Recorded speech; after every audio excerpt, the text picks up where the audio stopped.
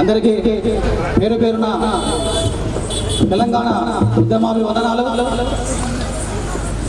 తెలంగాణ ఉద్యమకారులు అంటే తెలంగాణ ఉద్యమకారులు కావచ్చు, ప్రజా ఉద్యమకారులు కావచ్చు, ఒక కృవతి లాంటి వాళ్ళు. ఎందుకనంటే ఉద్యమకారులు అనేవాళ్ళు ఏమి ఆశించకుండా కృవతి ఎట్లయితే కరిగిపోతూ ఈ సమాజానికి వెలుగునిస్తుందో అదే విధంగా కూడా వాళ్ళ జీవితాన్ని కూడా త్యాగం చేస్తూ సమాజానికి కొత్త వెలుగునిస్తారు. ఆ క్రమంలోనే ప్రజా ఉద్యమాలు కావచ్చు, తెలంగాణ ఉద్యమం కావచ్చు, ఎన్నో పోరాటాలు జరిగిన తెలంగాణ రాష్ట్రంలో. తెలంగాణ ఉద్యమకారులు తెలంగాణ రాష్ట్రం వస్తే అందరి బతులు బాగుపడని చెప్పేసి మాట్లాడి కొట్లాడి ఎన్నో త్యాగాలు చేసి ఈరోజు మళ్ళా ఎట్లంటే అప్పుడైతే ఎట్లయితే ఉన్నారో ఇప్పుడు కూడా అట్లనే ఉండి మళ్ళీ ఇందిరాపార్క్ దగ్గర వచ్చేటువంటి పరిస్థితి ఏర్పడినటువంటి దుస్థితి ఈ రోజు నెలకొన్నది. ఉద్యమకారులు ఏంటి ఈ రోజు ఎవరికి కూడా ప్రమోషన్ లేవు. అది పోలీస్ డిపార్ట్మెంట్ కావచ్చు, రెవెన్యూ డిపార్ట్మెంట్ కావచ్చు, ఇంకా ఏ డిపార్ట్మెంట్ కావచ్చు, ఐఏఎస్ కావచ్చు, ఐపీఎస్ కావచ్చు, ఎవరికైనా కూడా ఈ రోజు ప్రమోషన్ వచ్చినాయి. వాళ్ళకు ఈరోజు జీతాలు పెరిగినాయి అంటే, వాళ్ళ బతుకులు బాగుపడ్డాయి అంటే ఈ రోజు ఉద్యమకారుల పుణ్యమే అని చెప్పేసి నేను ఈ ధర్నా చౌక్ నుంచి చెప్తా ఉన్నా. తెలంగాణ ఉద్యమకారులు చేసి దాదాపుగా 2 సంవత్సరాలు అయితే ప్రారంభమై తెలంగాణ ఉద్యమకారుల జాయింట్ యాక్షన్ కమిటీ ప్రధాన డిమాండ్స్ ఈ ప్రభుత్వం ఇస్తున్నటువంటి 250 గదులతో పాటు పింఛన్ ఇవ్వాలి, ఇంకా దాదాపుగా ఒక 20 డిమాండ్తో కొట్టేటువంటి చేసినటువంటి పరిస్థితి ఉన్నది. అన్ని జిల్లాల నుంచి వచ్చినటువంటి పేరు పేరున ధర్నాలు చెప్తూ ఇక్కడ తెలంగాణ ఉద్యమకారుల జేఏసీ చైర్మన్ సుల్తాన్ యాదగిరి గారిని వేదిక మీదకి ఆహ్వానిస్తూ ఉన్నాం. అదేవిధంగా తెలంగాణ ఉద్యమం కావచ్చు, అటు ప్రజా ఉద్యమాలు కావచ్చు, హక్కుల ఉద్యమాలు కావచ్చు, ప్రతి ఫోన్ చేయగానే మనకు ఎప్పుడంటే అప్పుడు స్పందిస్తూ ప్రతి ఉద్యమంలో పాల్గొన్నటువంటి ప్రొఫెసర్ అరగోపాల్ సార్ గారిని వేదిక మీదకి ఆహ్వానిస్తూ ఉన్నాం.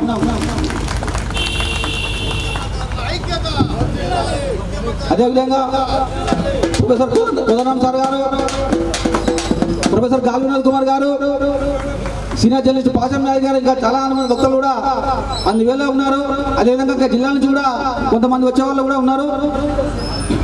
తెలంగాణ ప్రాంతీయ ఉద్యమ సమితి వ్యవస్థాపక అధ్యక్షులు గుండా యాదగిరి గారిని, అదేవిధంగా గౌరవాధ్యక్షులు పాండుగౌడ్ గారిని వేదిక మీదకి ఆహ్వానిస్తూ ఉన్నాం. తెలంగాణ ఉద్యమకారుల మహిళా విభాగం రాష్ట్ర అధ్యక్షురాలు కోతి మాధవి గారిని వేదిక మీదకి ఆహ్వానిస్తూ ఉన్నాం. అదేవిధంగా తెలంగాణ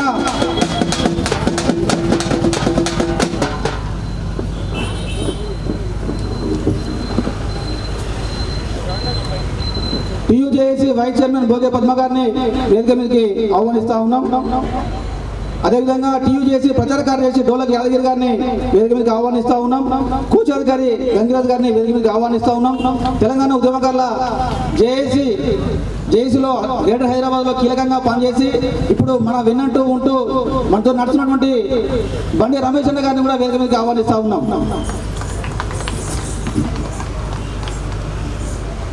టీయూజేఏసీ కార్యదర్శి ముత్తుకూరు మల్లేష్ గారిని వేదిక మీద ఆహ్వానిస్తా ఉన్నాం. అదేవిధంగా ఆర్గనైజ్ సెక్రటరీ ఎల్లూరి బాబన్న గారు, అదేవిధంగా కార్యదర్శి మరో కార్యదర్శి గాదుల యాదగిరి గారిని వేదిక మీదకి ఆహ్వానిస్తా ఉన్నాం.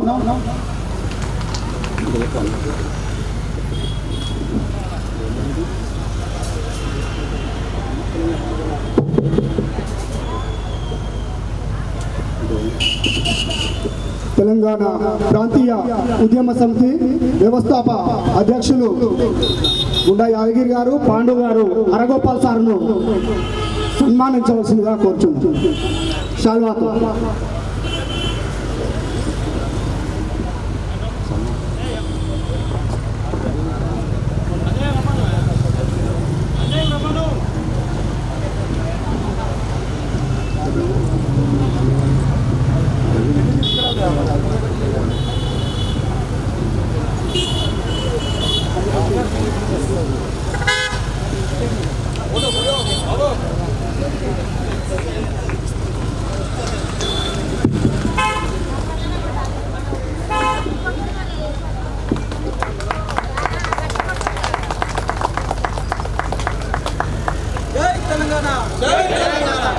జోహార్ తెలంగాణ అమరవీరులకు, జోహార్ జోహార్ తెలంగాణ అమరవీరులకు. కొనసాగిద్దాం అమరవీరుల ఆశయాలను, కొనసాగిద్దాం అమరుల ఆశయాలను. పోరాడదాం మన హక్కుల సాధన కోసం, పోరాడదాం మన హక్కుల సాధన కోసం. జై తెలంగాణ.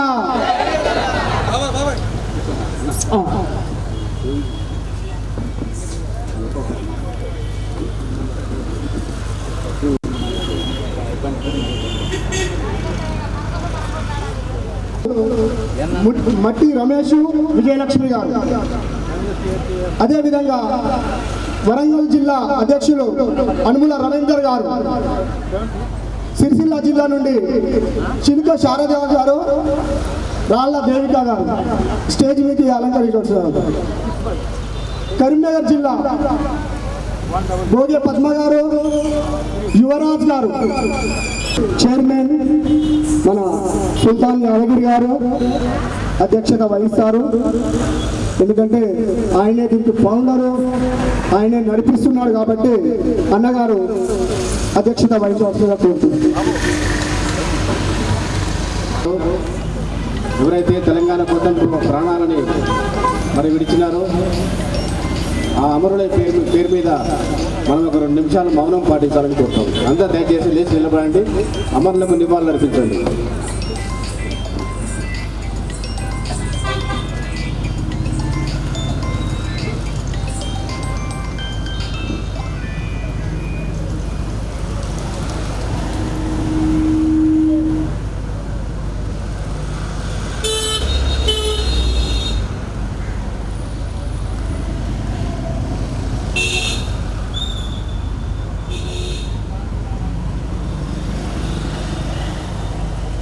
జోహార్ అమరవీరులకు, జోహార్ అమరవీరులకు, జోహార్ విద్యార్థి అమరవీరులకు, జోహార్ అమరవీరులకు.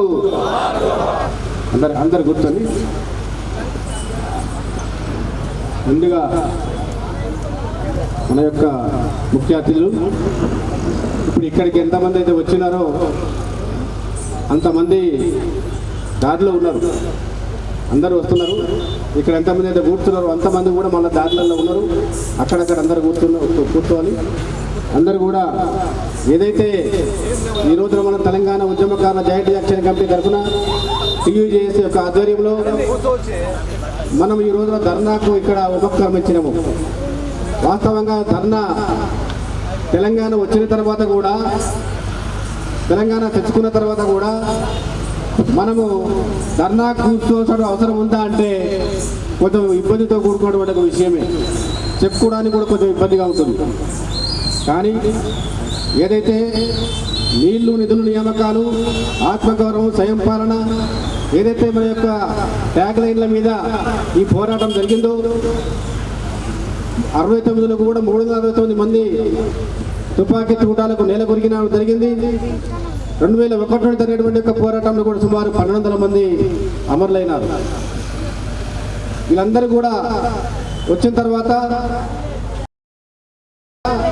ఇక మాకేం ప్రాబ్లం లేదులే, నీళ్లు వస్తాయి, నిధులు వస్తాయి, ఆత్మ గౌరవం వస్తుంది, స్వయం పాలన వస్తుంది, మాకు ఉద్యోగాలు వస్తాయి అనేటువంటి యొక్క ఆశలలో మనం ఉంటుంది. కానీ అవన్నీ ఆశలు అడియాసలుగా మారినవి. ఏవి కూడా ఈ యొక్క రాజభోగాలు ఏవైతే ఉన్నాయో కూడా తెలంగాణ యొక్క భోగాలు త్యాగాలన్నీ అమరుల పేరు మీద మనందరి యొక్క త్యాగాలు మరి భోగాలు ఒకే ఒక కుటుంబానికి ఈ రాష్ట్రంలో వచ్చినవి. సరే, ఏదేమైనప్పటికీ కూడా మనము మన యొక్క డిమాండ్ల మీద ఈరోజు మనం పోరాడుతూ ఉన్నాం. ఏమనంటే, అయ్యా తెలంగాణ కోసం కొట్లాడినటువంటి వాళ్ళు, పోరాడినటువంటి వాళ్ళు, పోలీస్ స్టేషన్లలో దెబ్బలు తిన్న వాళ్ళు, లాఠీ చార్జ్ గురి అయినటువంటి వాళ్ళు, బాష్పవాయు భవనాలకు గురి అయినటువంటి వాళ్ళు, అంతకంటే ముందు తుపాకీ చూటాలకు గురి అయినటువంటి వాళ్ళు, ఆత్మహత్యలకు పాల్పడినటువంటి యొక్క పరిస్థితులకు వెంటబడిన వాళ్ళు, వాళ్ళందరికీ కూడా ఏమాత్రం కూడా న్యాయం జరగలేదు. అందుకనే మనము ఇప్పటిదాకా తెలంగాణ కోసం కొట్లాడినాం, తెలంగాణ సంపన్న వర్గాల కోసం కొట్లాడినాం. ఇప్పుడు మనకు మనమే కొట్లాడుకోవాలి. ఆర్థికంగా నష్టపోయిన ఉద్యమకారులు శారీరకంగా నష్టపోయినరు, వయసు రీత్యా నష్టపోయినరు, ఆర్థికంగా నష్టపోయినరు, ఉద్యోగపరంగా నష్టపోయినరు, విద్యాపరంగా నష్టపోయినరు, అనేక రకాలుగా నష్టపోవడం జరిగింది.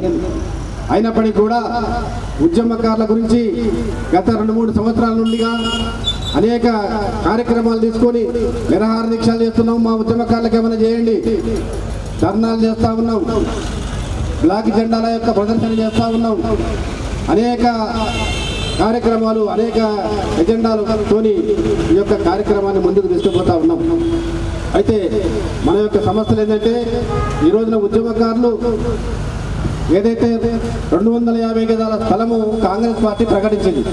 ఏమనంటే, ఈ ఉద్యమకారులను మేము గుర్తిస్తున్నాము, వాళ్ళకు ఉద్యమకారులు కానీ అమరుల కుటుంబాలు కానీ వాళ్ళకు ఒక 250 గజాల స్థలం మేము ఇస్తామని మేనిఫెస్టోలో పెట్టారు. సంతోషకరమైన విషయమే. కానీ మనమేమంటున్నామంటే అది అమలు చేయమంటా ఉన్నాం. ఒక సందర్భంలో రేవంత్ రెడ్డి గారు మాట్లాడుతూ, ఆయన మేము ఉద్యమకారులకు కానీ అమరుల కుటుంబాలకు కానీ 25,000 పెన్షన్ ఇస్తామని చెప్పి ఒక సందర్భంలో మాట్లాడారు. అది అమలు చేయమని చెప్తా ఉన్నాం. అదేవిధంగా 4 గదుల ఇల్లు నిర్మించి ఇవ్వాలని చెప్తా ఉన్నాం. 100 ఎకరాల భూమిలో అమరుల స్మృతివనం ఏర్పాటు చేయమని చెప్తా ఉన్నాం. ఈ రకంగా అనేక కార్యక్రమాలని, మన యొక్క డిమాండ్లని, ఒక 14 డిమాండ్లని మనం ముందుకు తీసుకుపోయి మన ప్రభుత్వం నుండి పెడతా ఉన్నాం. ఈ డిమాండ్లను పరిష్కరించాలంటా ఉన్నాం. ఈ డిమాండ్లను నెరవేర్చమని చెప్తా ఉన్నాం. ఈ డిమాండ్లను మీరు నెరవేర్చకపోతే, మీరు ఇదే విధంగా ప్రవర్తన చేస్తే, నిమ్మక నీరెత్తిలాగా ఉంటే, ఉద్యమకారుల యొక్క ఘోష మీరు కూడా ఏమి పట్టించుకోకుండా ఉంటే, ఖచ్చితంగా మరో ఉద్యమాన్ని మేము లేపేటువంటి ఒక అవకాశం ఉన్నది. మరో ఉద్యమానికి తయారు కావాల్సిన అవసరం ఉన్నది అని విజ్ఞప్తి చేస్తూ, ఇప్పుడు ఎందుకంటే సమయం చాలా తక్కువగా ఉన్నది, మనకు వర్షం ఎందుకంటే తక్కువ ఉన్నదంటే మనం 4 గంటల దాకా పెట్టుకోవచ్చు. కానీ వర్ష సూచనలు కనపడతా ఉన్నాయి. మన యొక్క గౌరవనీయులు, మన పెద్దలు, మన యొక్క ఉద్యమ రథసారథులు భోగే పద్మ గారు, అమ్మ అందరూ, భోగే పద్మ గారు మీరు స్టేజ్ మీదకి రావాలని కోరుతా ఉన్నాము. అందరిని అక్కడ అందరికి పంపేయండి. మా యొక్క రాష్ట్ర చైర్మన్, వైస్ చైర్మన్ గారు భోగే పద్మ గారిని రమ్మని చేయబోతాము. కాబట్టి ఇప్పుడు మన పెద్దలు ప్రొఫెసర్ హరగోపాల్ సార్ని మాట్లాడాల్సింది కోరుతా ఉన్నాం.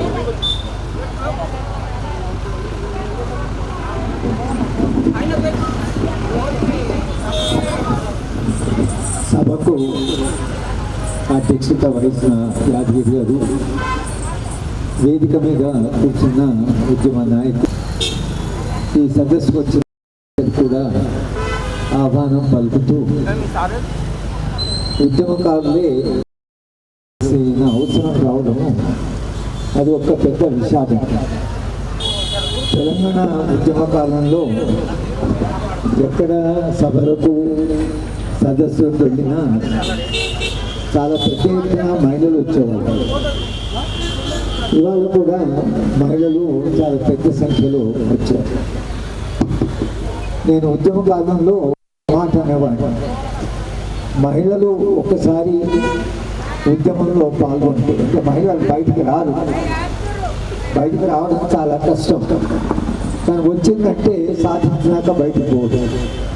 మహిళలకు ఒక పట్టుదల చాలా ఉంటుంది కాబట్టి తెలంగాణ ఉద్యమంలో మహిళలు కూడా చాలా పెద్ద ఎత్తున పాల్గొనడం జరిగింది.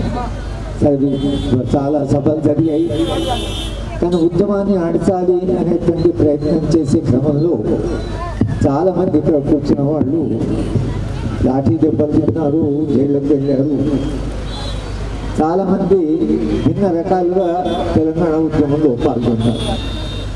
ఏ సమాజంలోనైనా ఉద్యమంలో పాల్గొన్న వాళ్ళు ఆ ఉద్యమాన్ని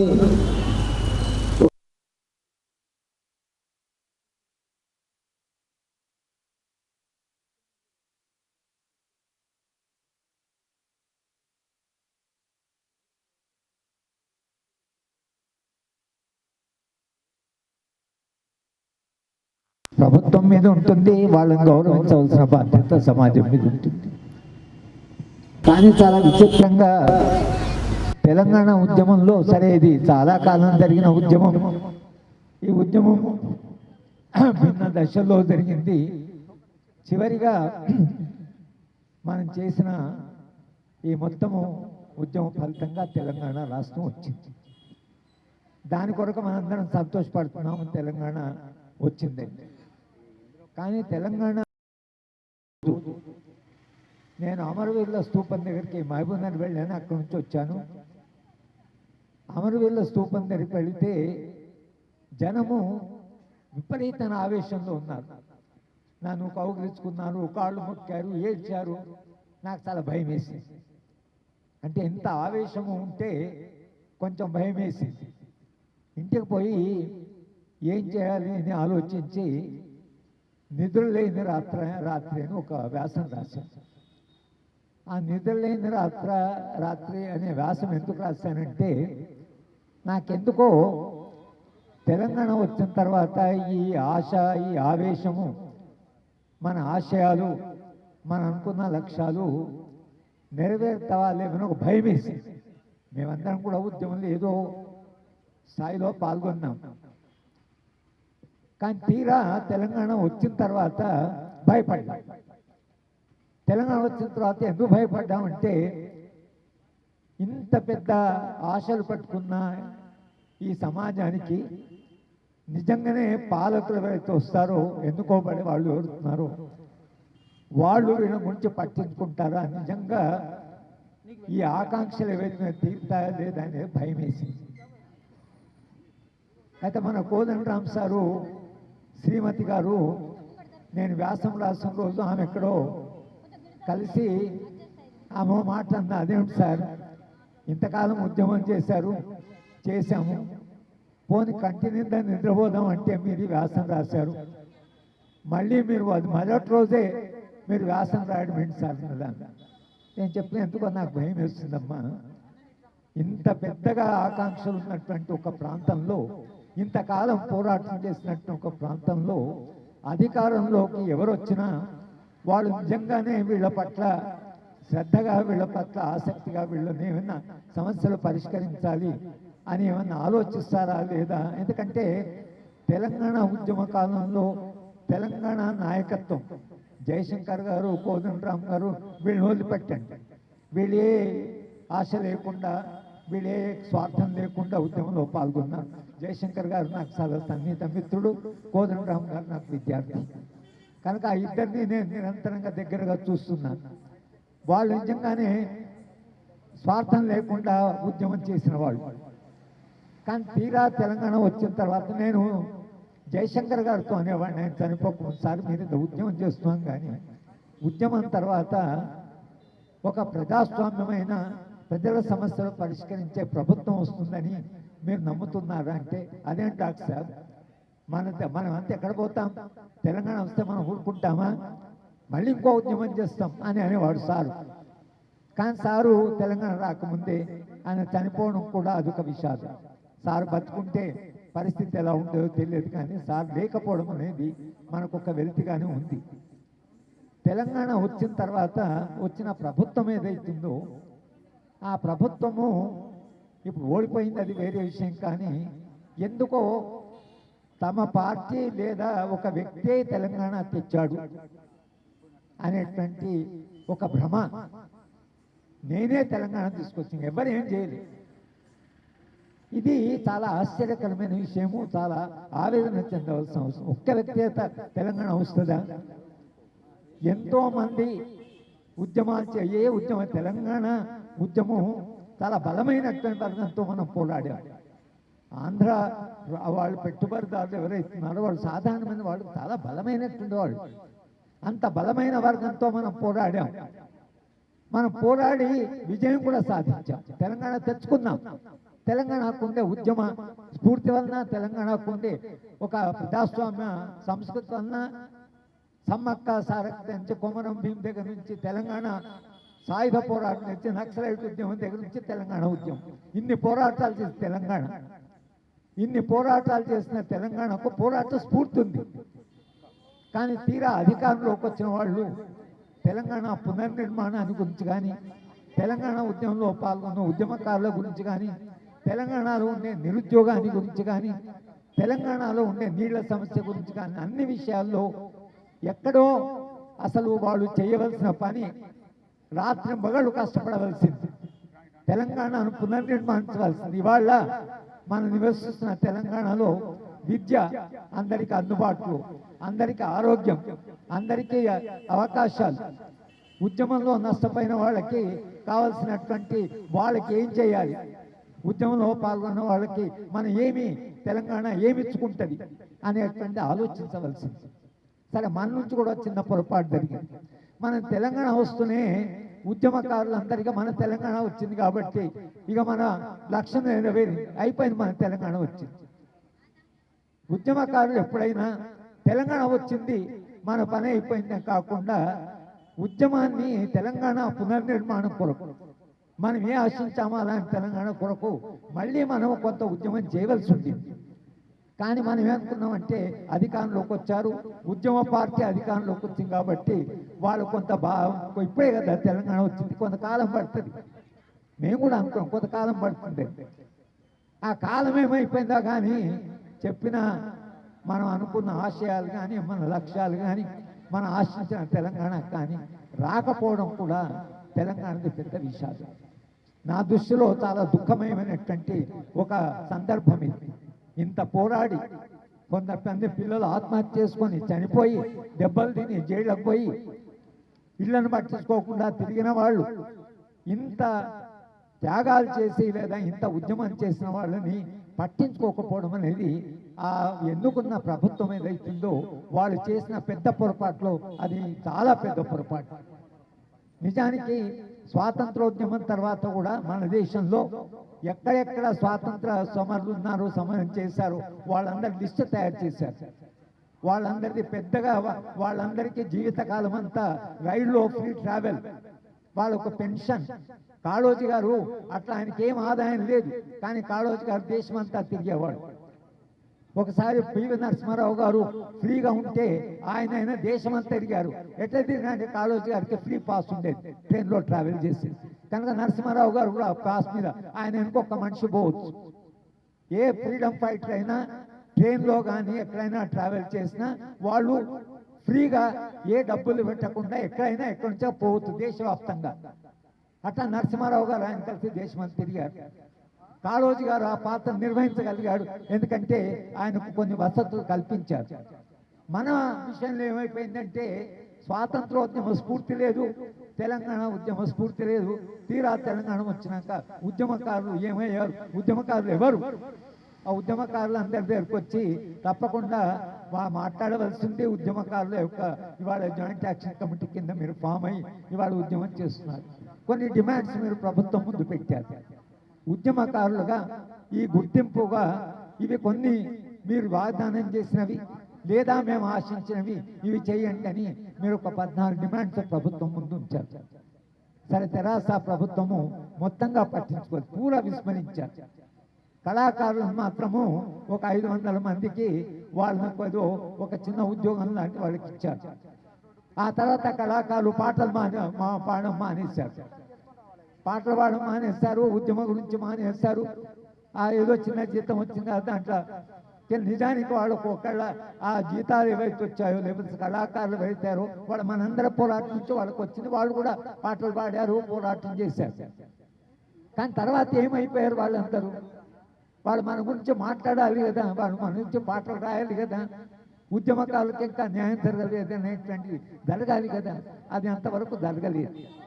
జరగకపోవడం వలన మీరు 11-12 ఏళ్ల తర్వాత ఇవాళ మొత్తము ఆ ఉద్యమ పార్టీ ఓడిపోయింది. మీ ప్యాంప్లెట్ రాశారు, మేము కూడా ఆ ప్రభుత్వం ఓడిపోవడంలో మేము కూడా కృషి చేశామని. ఎందుకు కృషి చేశారు? మేమైతే పోయిన ఎన్నికల్లో ఎన్నికల్లో ప్రచారానికి వెళ్ళలేదు. నేను ఒక అధ్యాపకుడిగా విశ్వవిద్యాలయం చదువు చెప్పేవాడుగా ఎన్నడూ నేను ఎన్నికల రాజకీయాల్లో ఎప్పుడు వెళ్ళలేదు. కానీ మొన్నటి ఎన్నికల రాజకీయాల్లో మేము పాల్గొనవలసి వచ్చింది. ఎవరు ఓటేయమని చెప్పలే, కానీ ఎవరు ఓటేయొద్దో చెప్తాం. ఓటు ఎవరికి వేయాలని చెప్పలే. అది మా బాధ్యత కాదు. ప్రజలు ఏదనుకుంటే వాళ్ళు నిర్ణయించినట్లు గెలుస్తారు. కానీ ప్రభుత్వం మారింది. ఈ మారిన ప్రభుత్వం ఏదైతుందో ఎలా మారింది? ఎందుకు తెరాస పార్టీ ఓడిపోయింది? అది ఆలోచించాలి కదా, పార్టీ ఎందుకు ఓడిపోయిందో. ఇప్పుడైనా వాడు ఒక ఆత్మ పరిశీలన చేసుకోవాలి కదా, మనం ఎక్కడ తప్పులు చేశామని. అది మనకెక్కడ అది కనిపించడం లేదు.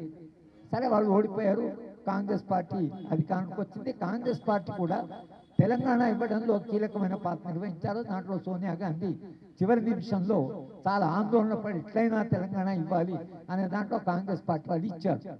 మీరు తెలంగాణను సాధించిన వాళ్ళల్లో పార్లమెంట్లో మీరు పోరాటం చేశారు, తెలంగాణ తీసుకొని. ఎందుకంటే పార్లమెంట్లో తెలంగాణ తెరాస పార్టీకి 2 సీట్లు ఉన్నాయి కనుక తెలంగాణ తెచ్చారు. తెలంగాణ ఇచ్చిన వాళ్ళుగా, తెలంగాణను మీరు ఇవాళ గెలిచిన వాళ్ళుగా మీరు కొన్ని వాగ్దానాలు చేశారు మీ మేనిఫెస్టోలో. ఇవాళ మనం అడుగుతుందంటే మీ మేనిఫెస్టోలో కొన్ని రాశారు, అవి అమలు చేయండి. అవి అమలు చేయడమే కాకుండా అమరవీరుల స్ఫూర్తిని, జ్ఞాపకాన్ని గుర్తుపెట్టుకోవడానికి ఒక అమరవీరుల యొక్క ఒక 100 ఎకరాల్లో వాళ్ళ స్ఫూర్తిగా మనం చేయండి. కానీ తెరాస పార్టీ కాలంలో మనము అమరవీరుల స్తూపం దగ్గర వాళ్ళు కలవడానికి వీల్లేదు. ఇది చాలా విచిత్రమైన. నన్ను 2 సార్లు అరెస్ట్ చేశారు. ఎందుకు అరెస్ట్ చేస్తున్నారా? మేము ఉన్నదే 20 మంది, అంత పంతుళ్ళమే కదా అంటే, లేదా సార్ అమరవీరుల స్తూపం దగ్గర ఎవరు ఎందుకు మాట్లాడకూడదు అంటే, అమరవీరుల స్తూపం దగ్గర ఎందుకు మాట్లాడకూడదు అంటే అమరుల యొక్క జ్ఞాపకం వస్తుంది. అంటే అమరులను మర్చిపోయే సమాజము అది ఎంత దుర్మార్గమైన సమాజం అంటే, ఏ ప్రభుత్వం అయినా అమరులను మర్చిపోతే ఎట్లా? అమరుల జ్ఞాపకం మీద, త్యాగాల మీద కొత్త సమాజ నిర్మాణం జరగాలి. కానీ అమరులను మనం వాడుకు అమరుల స్తూపం దగ్గర నుంచి రావద్దని, అక్కడి నుంచి ప్రొసెషన్ తీయొద్దని ఇందిరా పార్కుని తీసేశారు. ఇందిరా పార్క్ని తీసేశారంటే అక్కడంతా జనం డిస్టర్బ్ అవుతున్నారు, అది ఇదని అన్నారు. మేము అప్పుడు మళ్ళీ వ్యాసాలు రాశాను, ఇందిరా పార్క్ని తీసేసినాను. ఇందిరా పార్క్ని తీసా అంటే ఇక్కడికి వస్తే మనకంతా జ్ఞాపకాలు, ఇక్కడనే కదా మనం పోరాటం చేసింది, ఇక్కడనే కదా మనం మాట్లాడింది. జ్ఞాపకమే ఉండొద్దండి, తెలంగాణ ఉద్యమ జ్ఞాపకమే ఉండొద్దండి. ఇది ఏ సమాజానికి మంచిగా? ఉద్యమాన్ని జ్ఞాపకం కాదు, ఉద్యమాన్ని గౌరవిస్తూ ఉద్యమ స్ఫూర్తితో సమాజం ముందుకు పోవాలి. ఉద్యమాన్ని మర్చిపోవడం కాదు, ఉద్యమకారులను విస్మరించడం కాదు, ఉద్యమకారులను గౌరవిస్తూ ఉద్యమ స్ఫూర్తిని గౌరవిస్తూ ఒక కొత్త సమాజ నిర్మాణం జరగవలసింది. ఇవాళ వెనక్కి చూసుకుంటే నాలాంటి వాళ్ళకైతే నేను నిజంగానే ఏదో తెలంగాణ కొంత మార్పు వస్తుందనుకున్నా, విద్యా పరిరక్షణ ఉద్యమంలో ఉన్నాను, అందరికీ కనీసం నాణ్యమైన విద్య వస్తుందనుకుంటే ఇవాళ విశ్వవిద్యాలయ పరిస్థితి ఎంత అధ్వాన్నంగా ఉందని చెప్పడానికి వీల్లేదు. స్కూళ్ళ ప్రభుత్వ స్కూల్ బోర్డులని మూతపడ్డాయి, పిల్లలకి ఎవరికి చదువు సరిగా రావడం లేదు, విపరీతమైన ఫీజులు కట్టుకోవాలి. తెలంగాణ రాకముందు ఫీజులు కట్టుకోవడమో వాళ్ళు ప్రైవేట్ కాలేజీలకు పోవడం ఉంది. కానీ తెలంగాణ వచ్చినాకనే నా పిల్లలందరికీ ఈ బరువు బాధ్యత లేకుండా చదువు చెప్పాలి కదా. ఇక్కడ కూర్చునే తల్లులందరూ కూడా పిల్లలకు నాణ్యమైన విద్య వస్తే మనం చాలా సంతోషపడేవాళ్ళు. ఇవాళ మనం 28వ ర్యాంకులు ఉన్నాం విద్యలో. ఒక్కొక్క రాష్ట్రంలో 25%, కేరళలో 24%, ఢిల్లీలో 21%, రాజస్థాన్లో విద్య కొరకు ఖర్చు పెడితే మన రాష్ట్రంలో 7% ఖర్చు పెడుతున్నారు. వాళ్ళు 25% ఎక్కడ, 7% ఎక్కడ? ఇక విద్య బాగుపడంటే ఎట్లా బాగుపడుతుంది? ఆరోగ్యం, అందరికీ ఆరోగ్య వసతి ఉండాలి కదా. ఆరోగ్య వసతికి అంత కార్పొరేట్ హాస్పిటల్స్ ఉన్న ప్రభుత్వ హాస్పిటల్స్ అన్ని పాడైపోయాయి. కనుక ఉద్యమకారులుగా మీకు ఇంకా బాధ్యత. ఉద్యమం చేసి తెలంగాణ తెచ్చారు కదా. ఇప్పుడు వచ్చే ఎందుకు వచ్చింది తెలంగాణ? నన్ను ఒక ఆమె అడిగింది ఎక్కడో మీటింగ్ పోతే, ఎందుకు సార్ తెలంగాణ తీసుకొచ్చి ఎంత తెచ్చింది తెలంగాణ అంటే నేను చెప్పాను తెలంగాణ ఏం తెచ్చామంటే అప్పుడు అందరూ అన్నారు కదమ్మా, అందుకొరకు మేము కూడా తెలంగాణ గురించి మాట్లాడాం. ఇప్పుడు ఎందుకు తెలంగాణ తెచ్చినాక మీకేం బాధ్యత లేదా? అప్పుడు ఏమేం చెప్పారు మీరు? చిక్కడపల్లి పోతే నేను కోదండరాం మమ్మల్ని గెరావు చేశాను. ఎందుకంటే మమ్మల్ని గెలవ మేము పదంలో లేము కదా అంటే, మీరు చెప్తేనే తెలంగాణ ఉద్యమంలోకి మేము వచ్చాం. కానీ మేము తెలంగాణ ఉద్యమం వచ్చి మేము ఉద్యమం చేస్తే ఉద్యోగాలు లేవు, ఇంత నోటిఫికేషన్ లేదు అని వాళ్ళు తెలంగాణ ప్రజలు మమ్మల్ని కూడా నిలదీయడం మొదలుపెట్టారు. ఎందుకంటే మీరు తెలంగాణ ఉద్యమంలో నిజమే, మాది కూడా కొంత బాధ్యత ఉన్నది. ఎందుకంటే తెలంగాణ వస్తే తప్పకుండా పరిస్థితులు మారుతాయని చెప్పాం కాబట్టి ప్రభుత్వంతో నిరంతరంగా వాదించాం. నేనైతే పెద్ద వ్యాసాల మీద వ్యాసాలు రాశాను, అయినా ప్రభుత్వం మీద దాని ప్రభావం పడలేదు. దాంతో ఇవాళ తెలంగాణ పరిస్థితి మనం అనుకున్నట్టు తెలంగాణ మనం సాధించలేకపోయాం. కనుక ఉద్యమకారులుగా నేను ఇప్పుడు చెప్తున్నా మన పని అయిపోలేదు. మీరు దాని గురించి రెగ్యులర్గా లెటర్లు ఇచ్చుకుంటా ఇది కరెస్పాండెన్స్ చేస్తున్నాము. దాదాపు 2 ఏళ్ల తర్వాత ఏమని ఇది మేము ఏదో ప్రాబ్లం ఉంది, ఇంకా మేము డిసిషన్ తీసుకోలేదు, ఇంకా కొన్ని రోజుల్లో తీసుకుంటామని చెప్పి మన ప్రిన్సిపల్ సెక్రటరీ ఫ్రీడమ్ ఫైటర్స్ గారికి పంపించారు. సో ఆ కరెస్పాండెన్స్ నడుస్తుంది. కానీ వాళ్ళు ఎవరో ఏదో చేస్తారని చెప్పి మనం కూర్చోవద్దు. మనం వెంటనే మన జిల్లాలలో కానీ ఇట్లాంటి మీటింగ్స్ చాలా కండక్ట్ చేసి గవర్నమెంట్ మీద ప్రెషర్ తీసుకొస్తేనే మన ప్రాబ్లం సెటిల్ అవుతుంది. ఇంకా 3 ఏళ్ళు అంటే ఇంకొక ఏడాది తీసే ఇక 2 ఏళ్ళే. ఆ 2 ఏళ్ళలో మనం ఇంప్లిమెంట్ చేసుకోవాలి. ఏదైతే ఉద్యమం చేసినామో ఆ ఉద్యమకారులకు ఇంతవరకు ఏం బెనిఫిట్ జరగలేదు. ఏదైతే ఎవరికైతే పదవులు వచ్చినాయి వాళ్ళంతా ఉద్యమకారులు గారు, వాళ్ళు ఎమ్మెల్యే లేరు, ఎంపీ లేరు, అన్ని పదవులలో వాళ్ళు ఎంజాయ్ చేస్తారు.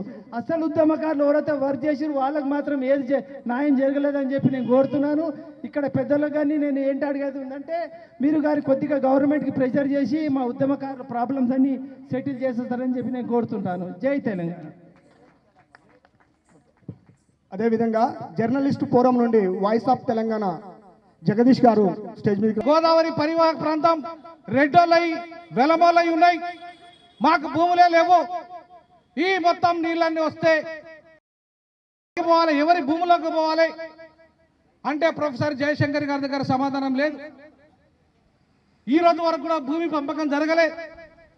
ప్రొఫెసర్ హరగోపాల్ గారిని అడుగుతున్నా, ఆయన మావోయిస్టులను అడుగుతున్నా, ఇవాళ నక్సలైట్లను అడుగుతున్నా, అసలు ఈ భూమి సమస్య ఇంతవరకు ఎందుకు పరిష్కారం కాలే? వీళ్ళను మనం ఎందుకు నిలదీయలే? ఈ రేవంత్ రెడ్డి కానీ ఈ కేసీఆర్ కానీ ఈ భూమి సమస్యను ఎందుకు పరిష్కరించలేదు? భూమి ప్రతి రెడ్డి వాళ్ళకు భూమి ఉంటే 5 ఎకరాలు మినిమం ఉండాలన్నాడు రేవంత్ రెడ్డి వాళ్ళ రెడ్డి సభలలో. మినిమం 5 ఎకరాలు ఉండాలి, మాక్సిమం ఎంత ఉండని భూమి మన రెడ్డి వాళ్ళకు ఉండాలి. మన ఇండ్లకు ఎవరు వచ్చినా ఎస్సీ ఎస్టీ బీసీ వస్తే ఇంత భూమి పెట్టాలి, వాళ్ళకి ఇంత బిచ్చమేయాలి. అందుకే ప్రతి రెడ్డికి మినిమం 5 ఎకరాల భూమి ఉండాలని చెప్పి రెడ్డి సభలో అన్నాడు ఈ రేవంత్ రెడ్డి. మరి మా బహుజనులకు భూమి ఉండద్దా? ఈ 2 ఏళ్లలో ఎంత భూమి పంచినావు రేవంత్ రెడ్డి అని అడుగుతున్నా ఈ సందర్భంగా మా ప్రజలకు. గతంలో కేసీఆర్ నువ్వు భూమి పంచలే అన్నావు కదా, అవును నువ్వెంత పంచినావు ఇప్పుడు 2 ఏళ్లలో? 24 లక్షల ఎకరాల భూమి అసైన్డ్ భూమి కబ్జాకు గురైంది. మరి ప్రొఫెసర్ హరగోపాల్ గారిని నేను డైరెక్ట్గా అడుగుతున్నా ఇక్కడ ఈ సభా వేదిక మీద, 24 లక్షల ఎకరాల భూమి కబ్జాకు గురైతే దాంట్లో అంతా రెడ్లు వెలవల కమ్మల్లే అది కబ్జా చేసిన మా దళితుల పేదల భూములు. ఆ భూముల్లో ఎన్ని భూములు మీరు ఇప్పించగలిగారు ఇప్పటి వరకు? ఎన్ని భూములు మాకు వచ్చినాయి? ఈ చుట్టుపక్కల గ్రేటర్ హైదరాబాద్ లో చుట్టుపక్కల ఉన్న వేలాది ఎకరాల భూములు ధరణి పేరు మీద దగా చేసిన కేసీఆర్ లక్షల కోట్లు సంపాదించిండు. మరి ఇదే ధరణి పేరు మీద కాళేశ్వరం పేరు మీద కమిషన్ వేసావు, మరి అసైన్డ్ భూముల మీద కమిషన్ ఎందుకు వేయలేదు? నువ్వు ఎందుకు అడుగుతలేరు? మీరు ఉద్యమకారులు ఎందుకు అడుగుతలేరు? హరగోపాల్ లాంటి మేధావులు ఎందుకు అడుగుతలేరు? ఇది పేదల భూములు కాదా? 24 లక్షల ఎకరాల భూములు పేదల భూములు పెద్దలు కబ్జా చేసి లక్షల కోట్లు మిగిలినప్పుడు దాని మీద కమిషన్ వేయమని చెప్పి ప్రొఫెసర్ హరగోపాల్ గారు ఎందుకు మాట్లాడతలేరు? ఎందుకు నిలదీస్తలేరు? ఏ భూమి సమస్య ఇవాళ మేము ఆఫ్టర్ మీకు 250 గజాల మీరు అడుగుతుంది, మీరు అదే కదా అడుగుతుంది. ఎవరబ్బా జాగిరని ఇవాళ ఉస్మానియా కేంద్రంగా వచ్చి అసలు భూమి లేదంటాడు. ఎవడబ్బా జాగిరని పెట్టుబడిదారులకు భూమి ఇస్తున్నావు నువ్వు? ఎవడబ్బా జాగిరాని ఇవాళ లక్షల కోట్ల ఎకరాల లక్షల ఎకరాల మా పేదల భూములు మీరంతా కబ్జా చేసిర్రు. వాటి మీద కమిషన్ అయ్యి దమ్ముంటే రేవంత్ రెడ్డి నీకు దమ్ముంటే రేవంత్ రెడ్డి ఆ భూముల మీద కమిషన్ అయ్యి మా భూములు అవి. ఇదే ఇందిరాగాంధీ ఇచ్చింది ఆ భూములు. ఇదే ఇందిరా 1970లో ఇచ్చింది భూములు మాకు. నీకు దమ్ము ధైర్యం ఉంటే నిజంగానే నువ్వు ఇందిరమ్మ పాలన తేవాలనుకుంటే ముందు మా 24 లక్షల ఎకరాల భూముల మీద కమిషన్ ఇవ్వని చెప్పి డిమాండ్ చేస్తా ఉన్నా. ఈ సందర్భంగా అందులోకెళ్ళే మా వాళ్ళకి అందులోకెళ్ళే మా భూమి అది మా భూమి మా వాళ్ళందరికీ 250 గజం చొప్పున ఇయ్యి. మా వాళ్ళందరికీ ఈ ఉద్యమకారులు ఎవరైతే ఉన్నారో వాళ్ళందరికీ ఆ భూములే ఇయ్యి. ఇంకో భూమి అక్కర్లేదు మాకు. నీ భూమి అక్కర్లేదు, మీ రెడ్డోళ్ళ భూమి, మీ కమ్మల భూమి, ఇంకెవడి భూమి మాకు అక్కర్లేదు.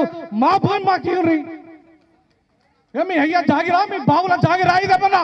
ఈ తెలంగాణ ఉద్యమకారులుగా తెలంగాణ కోసం త్యాగం చేసిన బిడ్డలుగా మా భూమిని మాకు ఇవ్వమంటున్నాం. మరి ఆ రోజు నేను నీళ్ళ గురించి ఆయన మాట్లాడినప్పుడు, జయశంకర్ గారు మాట్లాడినప్పుడు, అయ్యా మాకు భూమే లేదు, మా భూమి కబ్జా గురైపోయింది, మాకు అస్తిత్వం లేదు, మాకు భూమి లేదు, మేము ఎట్లా బతకాలి, మా ప్రజలు ఎట్లా బతకాలి, నీ నీళ్లు వస్తాయి, మీ ఎవరి భూమి వరకు పోతాయి కదా భూమి నీళ్లు, మరి ఆ నీళ్ళ వల్ల మాకు ఏం ఉపయోగం అని చెప్పేసి అడుగుతా. ఈ రోజు వరకు కూడా దానికి ఆ సమస్యకు ఇంతవరకు పరిష్కారం లభించలేదు. భూమి సమస్యకు పరిష్కారం లభించలేదు.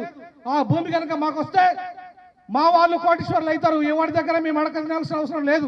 మా భూమి మాకిస్తే తప్ప మేము ఊరుకునే ప్రశ్నే లేదు. ఆర్పిఐ పార్టీ అధ్యక్షంగా చెప్తున్నాను, మా భూమి మాకే కావాలి. మా భూమి మాకే కాకపోతే నిన్ను గద్దె తీస్తాం రేవంత్ రెడ్డి బిడ్డ, ఖబర్దార్ కొడక అని చెప్పేసి ఈ సందర్భంగా నా ఉద్యమకారుల సాక్షిగా ఇప్పుడు తెలంగాణ ఓయూ జేఎస్ నుంచి మందల భాస్కర్ గారు మీదకి ఆహ్వానిస్తున్నారు. జోహర్ తెలంగాణ మన వీరులకి. తక్షణమే తెలంగాణ ప్రభుత్వం ఉద్యమకారుల డిమాండ్లను తక్షణమే తెలంగాణ ప్రభుత్వం ఉద్యమకారుల డిమాండ్లను తక్షణమే తెలంగాణ ప్రభుత్వం ఉద్యమకారుల డిమాండ్లను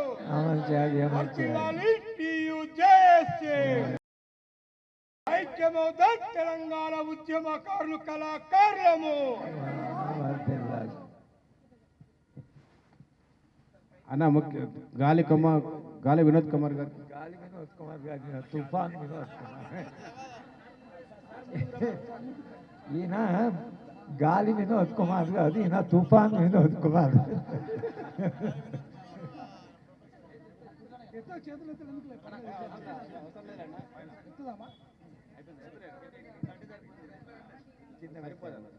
జోహార్ తెలంగాణ మన వీరులకు. జోహార్ తెలంగాణ ప్రత్యేక రాష్ట్రం కోసం అమలైన మన వీరులకు.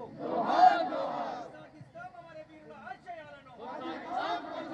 జై తెలంగాణ.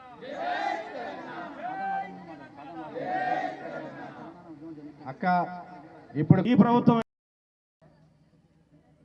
మరి ఎంతమంది ఉద్యమకారులకి ఈరోజు భూములు ఇచ్చిండ్రు, కోట్లు, కానీ తీసుకున్న వాళ్ళు మన ఉద్యమకారులతో నిలబడాలనా లేదా? అదే స్ఫూర్తితో ఈరోజు సుల్తాన్ యాదగిరి అన్న వారి టీం చెప్పినప్పుడు వచ్చిన దీనికి ఒకటే ఒక మంత్రం, మనకు భూములు కావాలి, మనకు ఉద్యోగాలు కావాలి, మనకు పెన్షన్లు కావాలి అని మనం ధర్నాలు చేస్తున్నాం, రోడ్ ఎక్కుతున్నాం, ప్రజలకు చెప్తున్నాం. కానీ మనం ఒక్కటి చేస్తలేం. మనం చేయాల్సిందల్లా ఒకటే ఒక కార్యాచరణ. ఆ కార్యాచరణ ఏంటంటే మనకంటూ పార్టీ ఉండాలి. అది తెలంగాణ ఉద్యమకారుల పార్టీ ఉండాలి. పార్టీకి సిద్ధాంత వైరుధ్యాలు ఉంటాయి. మనం కొట్లాడాల్సింది ఉద్యమకారులుగా తెలంగాణను సాధించుకున్నాం, కానీ అధికారం మాత్రం ప్రతిసారి ఇంకోరికి అప్పచెప్తున్నాం, ఓట్లు ఇంకోరికి ఇస్తున్నాం మిత్రులారా. కాబట్టి యావత్ తెలంగాణలో ఉన్న ఉద్యమకారులు దానికోసం ప్రాణాలు అర్పిస్తున్న ఉద్యమకారులు మిత్రులారా ముఖ్యంగా గుర్తుపెట్టుకోవాలి. మనం అందరం కలిసి ఓ పార్టీ పెట్టుకున్నాం. ఆ పార్టీ మనం ఇచ్చుడు, మనం అడుక్కునుడు కాదు. మనం ఇస్తాం వాళ్ళకి సీట్లు, మనం ఇస్తాం వాళ్ళకు భూములు, మనం ఇస్తాం వాళ్ళకు ఉద్యోగ అవకాశాలు తప్ప ఇలాంటి డిమాండ్లతోని 40 ఏండ్లు కూర్చున్నా కూడా మనకు వాళ్ళు ఏం చెయ్యరు. అమ్మా చూసి ఈరోజు కళాకారులు గ్రామ గ్రామాల్లో తిరుక్కుంటా తెలంగాణ ఉద్యమంలో పనిచేసిన అమరులైన ప్రతి అమరుల కుటుంబాన్ని తట్టుతూ పాటలు పాడుతూ ఉన్నారు, ప్రజల్ని చైతన్యం చేస్తూ ఉన్నారు. మనం ఏం అడుగుతా ఉన్నాం? మనం అడుక్కోవాల్సిన పరిస్థితుల దుస్థితిలో ఈరోజు ఎవరు పెట్టిండ్రు? ఈ రాజకీయ పార్టీలు కాదా? ఈ వ్యవస్థ కాదా? కాబట్టి గద్రన్న స్ఫూర్తితో, అమరవీరుల స్ఫూర్తితో మనం ఒక పార్టీ నిర్మాణం చేద్దాం. తెలియదుగా ఉన్నాం, అందరం మౌనంగానే ఉన్నాం. ఎవరం కూడా దీని గురించి పెద్దగా స్పందించలేదు కూడా. బాగా గుర్తు, ఒక సందర్భంలో కనీసం మిలియన్ మార్చుని యాద్ చేసుకునే అవకాశం ఇవ్వండి, మేము ఆ రోజు మిలియన్ మార్చ్ కోసం ట్యాంక్ బండ మీద కలిసినట్టే మళ్ళొక్కసారి ట్యాంక్ బండ మీద కలుసుకుంటాం అని ఒక పిలుపునిచ్చినాం. పిలుపునిస్తే మార్చి 10 మిలియన్ మార్చ్ జరిగిన రోజు మమ్మల్ని అయితే ఇంట్లోకి వెళ్ళి బయటికి రానియలేదు. ఆ రోజు ఎవరు కూడా స్పందించలేదు. ఇది కూడా మనం గుర్తుపెట్టుకోవాల్సిన వాస్తవం. ఇది ఒక భయము ఆవహించింది కేసీఆర్ పాలనలో. ఈ భయం కారణంగా ఎవరు కూడా మాట్లాడటానికి సిద్ధపడలేదు. ఇవాళ ఒక 2 విషయాలు మనకు స్ఫురణలోకి వచ్చిన తర్వాతనే, గుర్తుకొచ్చిన తర్వాతనే ఒక మార్పు సాధ్యమైంది. మొదటిది ఏంటంటే, ఒక్క కేసీఆర్ వల్ల తెలంగాణ వచ్చిందనేది అబద్ధము. ఒక్క ఆయన నిరసన వల్లనే తెలంగాణ సాధించుకోగలిగినామనేది కూడా వాస్తవం కాదు. ఆయన పాత్రను ఎవరం కూడా కాదని అంటలేము. కానీ ఇలా తెలంగాణ వచ్చిందంటే 50 మంది ప్రజల పాత్ర దాంట్లో ఉంది అనేది మనం గుర్తించటం మొదలుపెట్టాం. రెండవది ఏంటంటే, ఈ తెలంగాణ రావటానికి బలిదానాలకు పాల్పడినటువంటి వారి త్యాగం చాలా గొప్పది. వాళ్ళే లేకపోయి ఉంటే తెలంగాణ సాధ్యమై ఉండేది కూడా కాదు. అనేక మంది కేసుల పాలైన, అనేక మంది రకరకాల పద్ధతుల్లో త్యాగాలు చేసి తెలంగాణ రాష్ట్రం కోసం నిలబడ్డారు, కొట్లాడి. ఇంతమందిని కొట్లాడితే తెలంగాణ వచ్చింది. ఈ సోయి ఇప్పుడు మనకి ఎప్పుడైతే పడ్డదో, అరే మనం కొట్లాడితే కదా తెలంగాణ వచ్చింది, ఒక్కలు చేస్తే కాదు కదా అని ఎప్పుడైతే గుర్తుకొచ్చిందో అప్పటి నుంచి మనము మీటింగులు పెట్టుకోవటం, మాట్లాడుకోవటము, తెలంగాణ ఉద్యమకారుల వేదికను నిర్మించుకోవటం అనేది ప్రారంభమైంది. అప్పటి వరకు ఈ సోయి కలగలేదు. ఈ మాట చెప్పాలనే ఆలోచన కూడా చాలామంది మీ చెయ్యలేదు. నాకు వరంగల్లో ఒక మిత్రుడు కలిసి ఊక చెప్పేది, ఆయన ఒక్కడే మీరందరూ ఏం చేస్తున్నారా, మీరు మాట్లాడరా,